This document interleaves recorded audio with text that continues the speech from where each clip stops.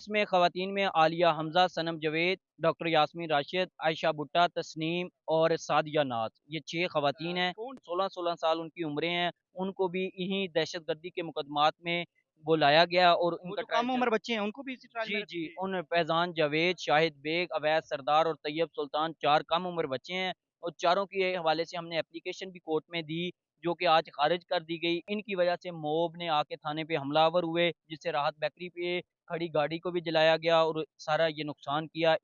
और ये लीडरशिप का हौसला है कि उनको फैसलों के से इन फैसलों पे तो नहीं वो बैठे, अल्लाह की ज़ात पे यकीन है कि जब भी इंशाअल्लाह तहरीक-ए-इंसाफ की क़यादत हौसले कैसे सरपुर हैं उनके, हौसले कैसे? हौसले की बात अगर करें तो एजाज चौधरी साहब और महमूद रशीद साहब, तमाम जो लीडरशिप अंदर की। तमाम तर तारीफ़ें नबी आखिर ज़मा जो वजह कायनात हैं, जिसकी वजह से आप हैं, जिसकी वजह से मैं हूँ। नाज़रीन इकराम, ज़हीम लग़ारी मुख़ातिब हूँ। इस टाइम रात के 10 बजने वाले हैं और कोट लखपत जेल के बाहर इस टाइम मौजूद हूँ। तहरीक-ए-इंसाफ के कुछ रहनुमाओं पर जो है एफआईआर थी थाना शादमान और राहत बेकरी के जलाओ-घराव की। उसका फ़ैसला जो है महफ़ूज़ कर लिया गया है। कल भी फ़ैसला सुनाए जाने के इम्कानात थे लेकिन नहीं सुनाया गया। आज भी यही था लेकिन आज भी नहीं सुनाया गया। हमारे साथ तहरीक-ए-इंसाफ के सीनियर वुकला जो हैं वो हमारे साथ मौजूद हैं। उनसे हम गुफ्तगू करेंगे कि आज फैसला ना सुनाने की क्या वजह है और फैसला क्या मुतवक्के है? सर बताइएगा कि आज फैसला सुनाए जाने के इम्कानात थे, लेकिन सुनाया नहीं गया, क्या वजह बनी?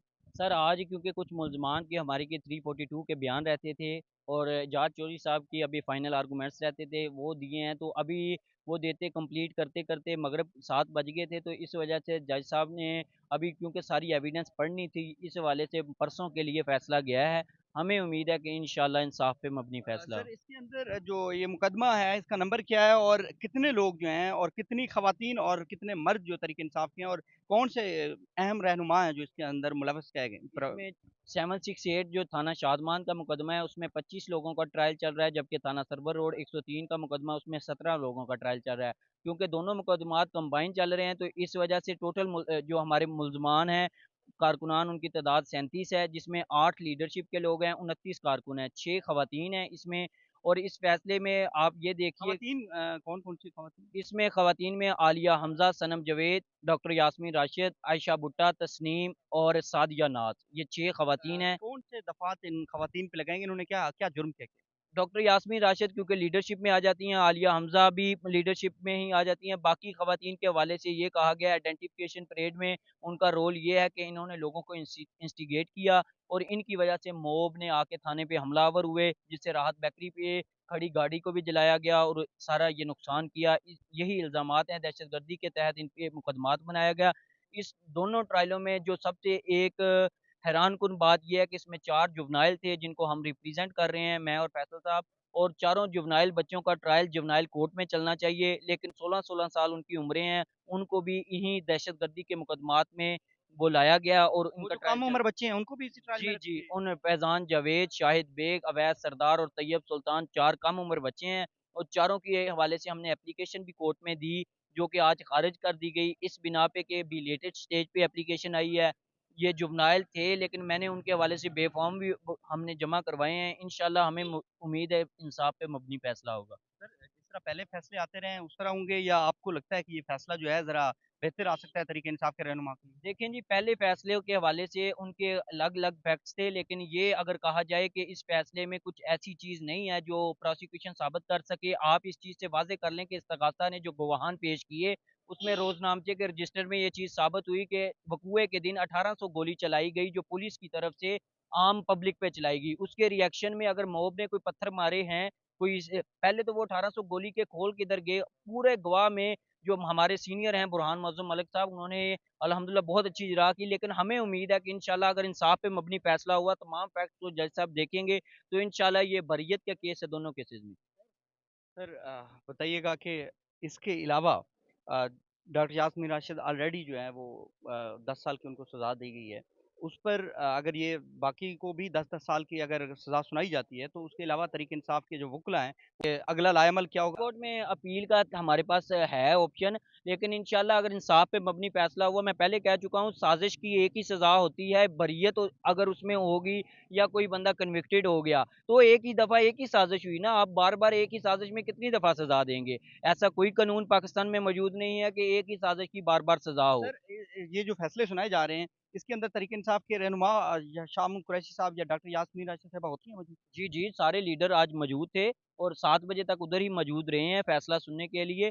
और ये लीडरशिप का हौसला है कि उनको फैसलों के से इन फैसलों पे तो नहीं वो बैठे, अल्लाह की ज़ात पे यकीन है कि जब भी इंशाअल्लाह तहरीक इंसाफ की क़यादत हौसले कैसे सरपुर हैं उनके, हौसले कैसे? हौसले की बात अगर करें तो एजाज चौधरी साहब और महमूद रशीद साहब, तमाम जो लीडरशिप अंदर की है वो हमें ये गाइड करते हैं कि बेटा इन फैसलों से आपने घबराना नहीं है। ये हमेशा पाकिस्तान की तारीख में सियासतदानों को पॉलिटिकल केसेस में ऐसे ही फैसले आते हैं, क्योंकि ये एक पाकिस्तान की तारीख रही है कि जब भी कोई पॉलिटिकल मुकदमा होगा तो उनकी सजाएं जजाएं फैसले वो हर बंदे को पता है कि कहाँ से आते हैं। लेकिन इसके बावजूद जो जजेस हौसला करके ये फैसले देते हैं उनको अप्रिशिएट भी किया जाना चाहिए। और इंशाल्लाह हमें उम्मीद है कि कोर्ट से तवक्को रखनी चाहिए कि 11 अगस्त को ये बरियत का केस है, अल्लाह करे हम सब बरी हों। सर परवेज़ साहब बताइएगा कि इस बार जो फैसला आएगा, क्या समझते हैं कि बरी कर दिया जाएगा या फिर सज़ाएँ? देखें, फैसले 26वीं तरमीम के बाद तो जिस तरह के फैसले आ रहे हैं, लगारी साहब आप खुद जेल की हवा खा चुके हैं। बात ये है वो आपको अंदाज़ा है। जिस तरीके से आप ज़ेर अताब हैं, मीडिया ज़ेर अताब है, उसी तरह तहरीक इंसाफ और इस मुल्क की आवाम ज़ेर अताब है। यहाँ जंगल में भी कोई कानून होता है, यहाँ जंगल वाला कानून भी नहीं है, जो हालात हैं इस वक्त। बहरहाल मुझे उम्मीद है कि अल्लाह करे कि जज साहब आइन और कानून के मुताबिक फ़ैसला दें। और ये जो बेगुनाह लोग हैं, सियासी तो चलो पॉलिटिकल विक्टिमाइज़ेशन पिछले 2 साल से इमरान खान जेल में बैठा हुआ है, सियासतदान तो बैठे हुए हैं, लेकिन वो लोग, मैं एक बंदे का आपको बताऊँ, इसमें एक लड़का है बेचारा दर्जी, वो पिछले 3 माह से रोज़ाना पेश होने की वजह से उसके घर में इस कदर इख्तलाफात बढ़े कि 4 बच्चे हैं उसके छोटे-छोटे, उसको डाइवोर्स करनी पड़ी अपनी बेगम। इन्होंने लोगों के घर तबाह किए, इन्होंने लोगों के कारोबार तबाह किए, इन्होंने लोगों को जेलों में रखा, कई लोग जेलों से निकलने के बाद फौत हो गए। आपके सामने है सारा कुछ। अल्लाह ताला करे कि जज साहब इंसाफ करें। अब ये जो मुंसिफ होते हैं या जज होते हैं, अल्लाह रब्बुल इज़्ज़त अपनी ड्यूटी जो है डायरेक्टली इनको तफ़वीज़ करता है। इन्होंने खुदा को जवाब देना है इस ड्यूटी का। और मुझे उम्मीद है कि अल्लाह करे कि ये लोग इंसाफ पे मबनी फ़ैसला करें। मैंने बतौर वकील मेरे ख़्याल में 11-12 एक मुकदमे में, मेरे पास शादमान में 7-8 लोग दूसरे मुकदमे में हैं। मैंने अपनी एफ़र्ट पूरी की है। अगर कोई वकील कहता है ना 100% परफ़ॉर्मेंस, मैं आपको हल्फ़िया कैसा हूँ, 1000% परफ़ॉर्मेंस दी हमने इस केस में, कि कोई बंदा 3-4 माह से सोने का आप वक़्त नहीं। किस बेस पे कौन से ऐसे पॉइंट हैं जो आपने जज साहब के सामने रखे हैं और आपको लगता है कि बरी कर दिया जाएगा? देखें, मुकदमा 103 का मैं आपको बताऊँ कि 1500 लोग हैं और सब नामालूम हैं और किसी नामालूम का हुलिया बयान नहीं है।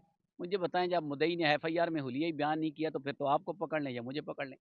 कैसे पता चलेगा 26 करोड़ अवाम में कि कौन था? जब ना कोई फुटेज है, ना कोई चीज़ है।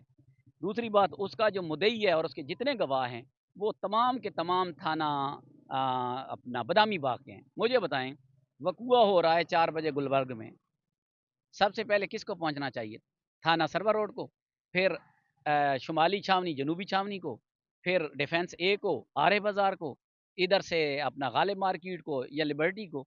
इनमें कोई नहीं पहुँचता और पहुँच जाते हैं 15 किलोमीटर दूर से बदामी बाग वाले।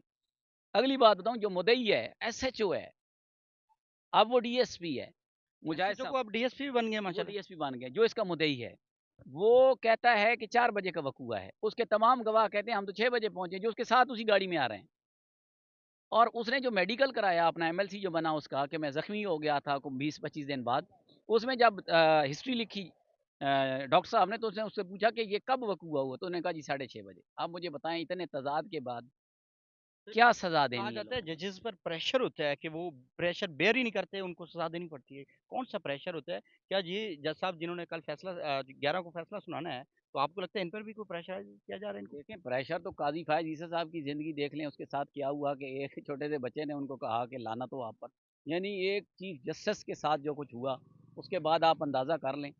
तो चीफ़ जस्टिस जहाँ पे नहीं स्टैंड कर रहा, तो वहाँ लोकल कोर्ट्स के आम जजेस ने क्या स्टैंड लेना है इस इन हालात में, जब ना आइन है, ना कानून है। आज मैं एक फ़ैसला बंदे ने रेफ़र किया, तो उसमें मैं पढ़ रहा था कि हाई कोर्ट के जज ने लिखा हुआ था कि ये क्या तमाशा लगा हुआ है कि आप किसी को नहीं मानते। कि एक मुकदमे से निकलता है दूसरे में डाल दें, दूसरे से निकलता है तीसरे में डाल दें, तीसरे से निकलता है चौथे में डाल दें, 6-6 मुकदमा में लोग हैं, ये कौन-सा ज़ुल्म है? जब आपने पुलिस को इतना फ्री हैंड कर दिया है, तो उसके बाद फिर आप देखें, अब इनकी बारी है, कल आपकी भी आ सकती है। तो उतना करें मेरे ख़्याल में जितना कल आप बर्दाश्त कर सकें, ये तो बर्दाश्त कर गए हैं। मेरे ख़्याल में इस तरह का ज़ुल्म कोई और बर्दाश्त नहीं कर सकता। सर बताइएगा क्या फैसला मुतवक्के है? कोई अच्छी उम्मीद है? क्या कहना चाहेंगे? हम तो जज साहब से अच्छी उम्मीद ही लगा के बैठे हुए हैं। अल्लाह पाक इनको हिदायत दे और जो कानून के मुताबिक फ़ैसला बनता है उसके मुताबिक फ़ैसला दें, ताकि पूरे पाकिस्तान की इन फ़ैसलों पे नज़र है और हम चाहते हैं कि जज साहब कानून के मुताबिक फ़ैसला देकर पूरी पाकिस्तानी अवाम को सुरखरू करें। जी, नाज़रीन कराम तहरीक इंसाफ के जो हुक्ला हैं, वो पूरी उम्मीद है कि इंशाअल्लाह जो फ़ैसला है, वो तहरीक इंसाफ के हक़ में आएगा और तमाम जिनको लोगों को नामज़द किया गया है, इसमें आलिया हमज़ा साहिबा हैं, सनम जावेद साहिबा हैं, डॉक्टर यास्मीन राशिद साहिबा हैं, शाह कुरैशी साहब हैं। इनको बरी किया जाएगा, पूरी उम्मीद है तहरीक इंसाफ के वुकला हमें इजाज़त दीजिएगा, मिलते हैं किसी अगली वीडियो में। अल्लाह हाफ़िज़, अला निगहबान।